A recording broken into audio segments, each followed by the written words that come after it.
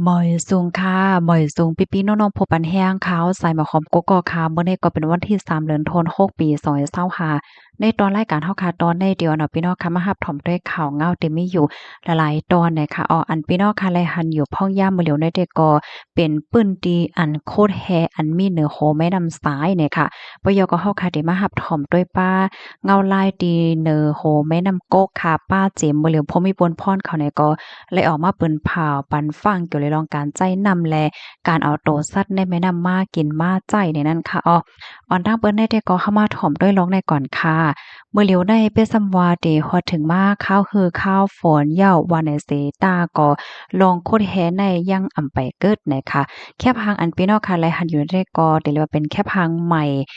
เมืองแฮอันมีว่าอยู่ดีโหแม่น้ำสายอันต่อหน้ากันด้านจะเว้งแม่ฟ้าลงเจตอนเก้งหาย เปิ้นดีดินนั้นนั่นไหนยังตึกมีลองคดแฮคดคำอยู่เฮ็ดจังไหนเอาไปซำว่ามีข่าวง้าวออกมาตั้งนำตั้งหลายแลก้นหวานก้นเมืองเขาเลยรับพรตุ้มยวนเสออนกันสารคาดว่าในเสตาเลยให้นั่นก็อยู่ดีเจ้าหน้าที่ภูมิพลพรก้นหวานขนาดดีใจตอนเก้งหายเก้งใหม่โฮมป้าถึงหลวงปอนจึงเมืองไทยเนี่ยก็มีลองหางแฮนดีเดอุบโอ้กันดังฝ่ายเมืองคมตัวเมียนมาเพื่อตัดเกลิดปัญหาในตอนในเฮ็ดจังไหนคะนะ เลยฮู้ว่าเปิ้นตีที่ไหนๆค่ะมันเป็นเมืองค่ำตีอันจุ่มลาวปานสะเทคอมพานีแขเ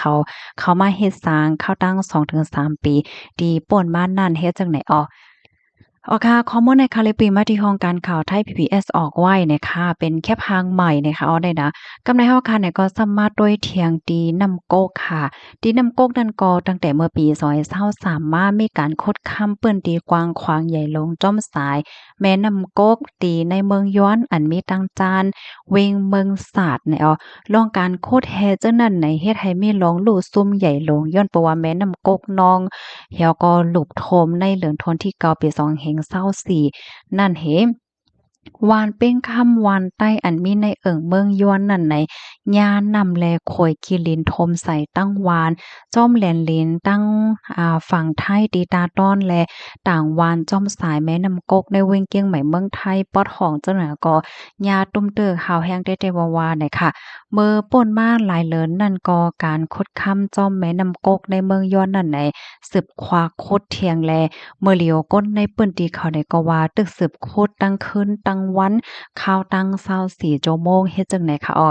อันโคดในเปิงลงมันแต่ก็เป็นคอมพานีแค่4อันมีคนเหตุการณ์อยู่บ่3ปากปายค่ะกำนำได้ก็เป็นแค่เขาโคดเนอลอยแลจอมสายแม่น้ำกกในน้ำกอเขามีเฮอโคดจอมเฮ็ดจังไหนคอยขี้เลียนการโคดป้าเจ็มกองน้ำยาทัดแคเมกาฮาวแห้งเหมือนจังนางสยานายอันใจในการยายเอาค่ำออกนั่นไหนไหลเขาในแม่น้ำกกกำซือลองในเฮ็ดให้มันคนเขานำคนโอนเสียวก็จืนใสนั่นเย้านะคะก้นในปื้นตีฮัดเอานำใจเจอพันป่าและโตสัตว์ในนำกอและรับพรตุ่มยวนตั้งนำเฮ็ดจังไหนคะค่ะได้ก็เป็นเงาลายตีโหแม่น้ำโกกให้แหน่นะเกี่ยวกับเลยลองในค่ะนะเมื่อปอกหนึ่งค่ะเนาะค่ะเนี่ยก็ไล่ยินอันเป็นโพสต์ตรงหนึ่งเขาก็ลาดว่าเพราะว่ามาโดยเปิ้นตีในเมืองใต้ค่ะเนาะมันมีโคแฮโคตื้นค่ะเนาะมีเมืองค่ำเมืองแฮไหนโคอันมีกามีขันในออกแต้ๆออกนำจังไหนก็น่ะว่ามันเป็นลองตีลีเซหลายหน้าตีอันก้นเมืองว่าหังว่าจังไหน เลยจามเฮ็ดให้เนาะกำในห่ำเขาก็ลั่นในว่ามันจั่งหนังก้นนอกเมืองค่ะเนาะที่เขามาคดในเนี่ยเขาเนี่ยก็กับสืบมันจั่งว่าพอมีปนพ้อในปื้นตี5245ในเขาเนี่ยก็ใส่ควานใส่ลายเซ็นว่าสังว่าจั่งแนวก็มันเต็มมีเปิ้นตกลงกันว่าหลายเดือนหลายปีเฮ็ดให้น่ะเนาะกำในตัวอย่างเปิงแต้งมาแหน่เพราะว่าเปิ้นตกลงกัน1 ปี5 2ปี5245เนี่ยก็ในข้าวต่างที่อันเปิ้นไล่ขว้างไว้นั่นค่ะนะเปิ้นก็เอาเต็มที่เฮ็ดจั่งใดแล กำนั้นแลไล่นำก็คือก็เขาก็ไล่นำตรวจมันกันดานเฮ็ดไหนเหตุการณ์ตั้งวันตั้งคืนว่า2ว่าเฮ็ดจั่งไหนลองตั้งมันได้ก็เป็นว่าเฮ็ดไหนเปิ้นก็ป้องว่าเมื่อพ้องตีมีตื้อตั้งมาอยู่ในข้าวยามตีเปิ้นไลขว้างไว้นั่นแหละเขาก็เอาไลก็คือก็เปิ้นก็คัดใจเอาแต่เอาว่าเนี่ยมันเป็นว่าเฮ็ดไหนเนี่ยเขาว่าเนาะในก็อยู่ที่อันโพเลเพียนเขาเนี่ยเขาเนี่ยก็ใครเนี่ยจั่งไหนยาวเนี่ยค่ะ อ๋อค่ะลูกดีข่าวง้าโหดได้เห็นแลกำได้เฮาค่ะเนี่ยก็มาถ่อมด้วยแทงตอนหนึ่งค่ะเกี่ยวกับเลยลองป๋าเนี่ยค่ะกำค่ะนะคะย้อนข่าวยามอีกหนึ่งมินิเนี่ยค่ะมันก็ได้ค่ะวนว่าข่าวเอาห่างมาเนี่ยพี่น้องเฮาเย้าเนี่ยค่ะนะก้อยก็ว่าไปไล่เอามาค่ะโลดได้เนี่ยเนาะมื้อเหลียวเนี่ยก็ตั้งฝ่าย ทางฝ่ายภูมิพลพรเขาไล่ออกมาเป็นผ่าวปันฟังป้าค่ะก้นที่อันอยู่หิมฝั่งแม่น้ำสายก็แลสังแม่น้ำโกกก็แลสังอย่าไปเอาปลามากินเตอเนี่ยค่ะนี่ก็เป็นปลาแนะนำค่ะนะเปิ้นห้องปลาไอ้หังละลายค่ะได้เนาะค่ะในก็เมื่อวานในก้อยเขาวันที่2เดือนธันวาคมที่6ปี2025ในอยู่ดีเจ้าหน้าที่ภูมิพลพรเขาเลยลงพื้นที่กวดทาสอันเป็นตัวสัตว์ที่ในแม่น้ำเนาะแม่น้ำสายแล แม้นำกกอันมีไว้อยู่ดีในปื้นตีใจตอนเก้งใหม่แล้วก็เก้งหายเฮ็ดให้เนาะในก็เจ้าหน้าที่เขาในก็เข้มแข็งเฮอยู่ๆก็ลงปื้นตีกดทัดอยู่ก็เพราะว่ามอยใจลองห่มลมแลป้าอยู่หลีก้นวันก้นเมืองในปื้นตีเฮ็ดจังได๋ค่ะเพราะว่าลงปื้นตีกดทัดเหย้าเนี่ยก็จังหนังว่าค่ะเนาะมันก็ยังตึกครบทบอันเป็นสารก่ออันติเตจังมีพรตุ่มยอน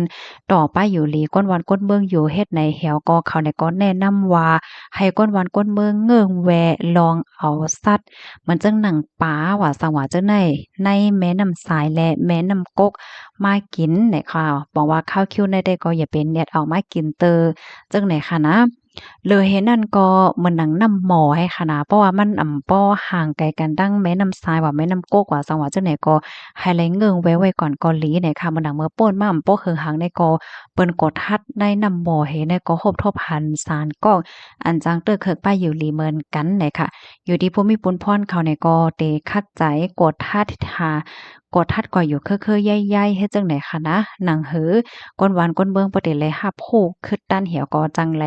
เงิงแวนางฮือเตรียมเตอเคิกตอนดาป้ายอยู่ลีโตเจ้าเก่านั่นว่าไหนคะข้อมูลอันนี้ก็ค่ะเลยเปิงอิงออกมาที่ห้องการข่าวไทยรัฐออกไว้ว่าจังไหนคะเนาะ ออกข่าวไทยรัฐก็ออกไว้ของการข่าวเกียงใหม่ก็ออกไว้ว่าเฮ็ดจั่งไหนค่ะนี่ก็เป็นโรงใหญ่ค่ะนะเกี่ยวกับเลยลองป้าอยู่หลีพี่น้องเฮาค่ะในค่ะเนาะนางคือได้ไลหาบถ่อมและหาบโฮกันนำนั่นก็จอยกันสะเปิ้นแพร่แชร์กว่าสิกรรมไหนค่ะนะก็ลาดในปันอันพี่น้องเฮาค่ะเนาะก้นจื้ออันแลใจกว่าเวทป่าห้าสังห้าแหละเจ้านายเฮ็ดไหนค่ะนะค่ะยินจมนำค่ะย้อนสู้ปันให้พี่น้องค่ะกูก็อยู่ลีกินหวานและ รอดเพศกันกูก็เสกล้ำในค่ะอ้อหมอยสูงค่ะ